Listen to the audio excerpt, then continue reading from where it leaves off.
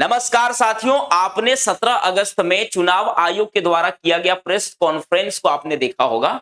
यहाँ पे संबोधित कर रहे हैं मुख्य चुनाव आयुक्त ज्ञानेश कुमार जी। ये बता रहे थे वोट चोरी से लेकर के एसआईआर पर उठ रहे लगातार सवालों के ऊपर अपनी बातों को समझा रहे थे। दुनिया का सबसे बड़ी मतदाता सूची हमारे पास है, लगभग 90 करोड़ से 100 करोड़ के बीच में। सबसे बड़ी मतदाता सूची, सबसे बड़े चुनाव कर्मियों की फौज, सबसे ज्यादा मतदान करने वाले लोगों की संख्या, और इन सब के समक्ष, सारे मीडिया के समक्ष ये कहना कि अगर मतदाता सूची में आपका नाम एक बार और है तो आपने 2 बार मतदान किया होगा और कानूनी अपराध किया होगा, और मेरे सारे मतदाताओं को अपराधी बनाना और चुनाव आयोग शांत रहे, संभव नहीं। हलफनामा देना होगा या देश से माफी मांगनी होगी, तीसरा विकल्प नहीं है। आपके माध्यम से मैं यह भी कहना चाहता हूं, अगर 7 दिन में हलफनामा नहीं मिला तो इसका अर्थ ये सारे आरोप निराधार हैं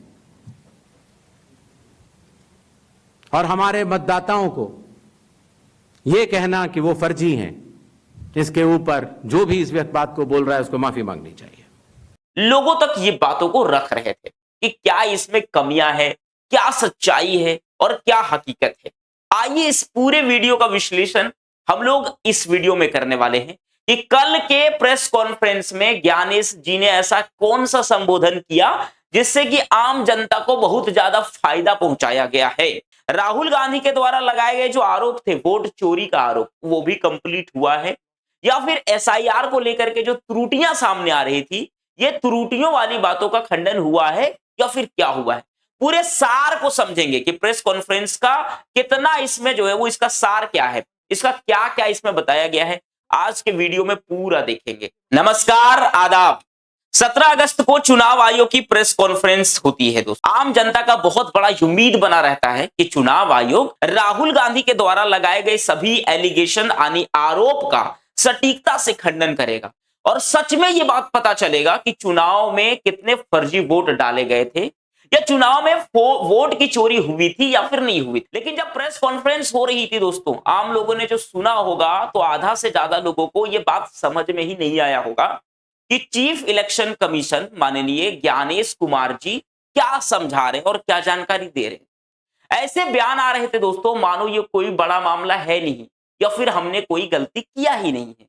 मैं आपको वीडियो दिखाता हूं कि उसमें क्या कह रहे हैं। किसी भी विधानसभा के निर्वाचक हैं और समय परिधि के बाद अगर गलतियां बतलाते हैं तो उसको सिर्फ एक राजनीतिक स्टेटमेंट माना जाता है। अगर समय के बाद आप त्रुटियां बतलाते हैं और मतदाताओं और चुनाव आयोग पर चोरी का आरोप लगाते हैं तो इन तीनों की ग्रेडिंग में फर्क है। और इसीलिए मैं सभी से यह निवेदन करूंगा कि अगर आप निर्वाचक नहीं हैं और अगर आपको शिकायत करनी है चुनाव आयोग के समक्ष, तो आपके पास, मेरे पास, किसी भी सांसद के पास, किसी भी एमएलए के पास और आपके पास भी सिर्फ एक ही विकल्प है, और वो विकल्प है registration of electoral rules, rule 20 sub clause 3 sub clause B, जिसमें कि आपको इलेक्टोरल रजिस्ट्रेशन ऑफिसर के सामने जिस भी कारण से आप बता रहे हैं कि ये गलत है, आप वो एविडेंस प्रोड्यूस करेंगे और आप शपथ लेंगे और आप इस बात को बताएंगे। आगे सकते हैं। चुनाव आयोग ने राहुल गांधी के द्वारा लगाए गए सभी आरोप को संवैधानिक अपमान करार दिया है। मुख्य चुनाव आयुक्त ने कह दिया है कि वोट चोरी जैसे अनुचित शब्दों का प्रयोग संविधान का अपमान है। उन्होंने जोर देकर यह भी कहा कि आयोग किसी भी सत्ताधारी पार्टी और विपक्ष में कोई फर्क नहीं करता है, सभी दलों को हम समान नजर से देखते हैं। आपको जानकारी के लिए मैं बता देता हूं, राहुल गांधी ने चुनाव आयोग पर आरोप लगाया था कई राज्यों में जैसे महाराष्ट्र, हरियाणा, कर्नाटक में सत्ताधारी पार्टी को लाभ पहुंचाने के लिए फर्जी वोटर को जोड़कर वोट घोटाला किया गया है, ऐसा राहुल गांधी का कहना था। इसके लिए राहुल गांधी ने प्रेस कॉन्फ्रेंस किया और पूरे डेटा के साथ प्रेस कॉन्फ्रेंस के सामने आया। अब जब चुनाव आयोग इसके उत्तर में प्रेस कॉन्फ्रेंस कर रही है तो इन्हें चाहिए कि हम राहुल गांधी के द्वारा लगाए गए सभी आरोप को बेबुनियाद साबित कर दें, या फिर इसमें कुछ जो है वो सुधार भी करें, या इस बात को हम मान लें कि हाँ इसमें गड़बड़ी हुई थी। लेकिन चुनाव आयोग जो जवाब दे रही है उसको आपको सुनकर बड़ा हंसी लगेगा, बल्कि चुनाव आयोग उल्टा ही आरोप लगा रहा है कि राहुल गांधी आम लोगों को बरगलाने की साजिश रच रहे हैं। और एक बार फिर से चुनाव आयोग ने आरोप का सबूत मांग लिया है। आयोग ने राहुल गांधी से कह दिया कि अगर आपके पास फर्जी वोटरों के सबूत हैं तो नाम समेत विवरण के साथ शपथ पत्र को 7 दिन में जमा कर दें, वरना देश को गुमराह करने के आरोप में आपको माफी मांगना पड़ेगा। और चुनाव आयोग शांत रहे, संभव नहीं। हलफनामा देना होगा या देश से माफी मांगनी होगी, तीसरा विकल्प नहीं है।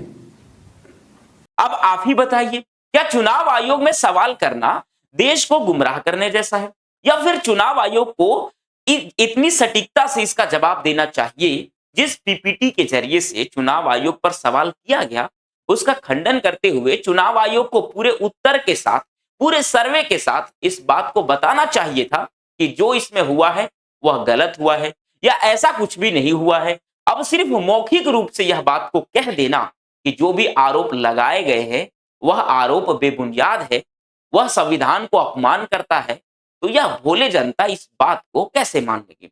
चुनाव आयोग ने एसआईआर पर बड़ा ही अच्छा उत्तर दिया। चुनाव आयोग ने कहा कि हम मानते हैं 6 महीने में जो कहा गया कि 65 लाख लोग मृत पाए गए या 65 लाख लोगों को सूची से हटा दिया गया है, तो इसमें ये केवल 6 महीने का आंकड़ा नहीं है, इसमें 20 साल का आंकड़ा है जो पहले भी कभी इसमें कुछ त्रुटियों के कारण से रह गए थे, उसे हमने अंततः अभी एसआईआर के जरिए उस 65 लाख लोगों को हटा दिया, जिसके कारण से ऐसा लग रहा है कि 6 महीने में ही 65 लाख लोगों को कैसे हटा दिया गया। तो एसआईआर पे जो बातें रखी गई है चुनाव आयोग के द्वारा, या फिर वोट चोरी मामले पर जो चुनाव आयोग के द्वारा बात रखा गया है, उस बातों में उतनी जितनी उम्मीद लोगों को थी उतनी उम्मीद का वो भरपाई नहीं कर पा रहे हैं।